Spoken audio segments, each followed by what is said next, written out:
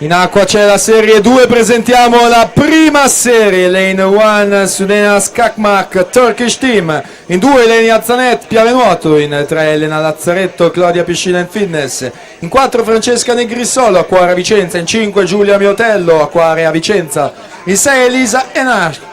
Sporting Clernoale, in 7 Martina Visconti Aquatic Center, in 8 Emma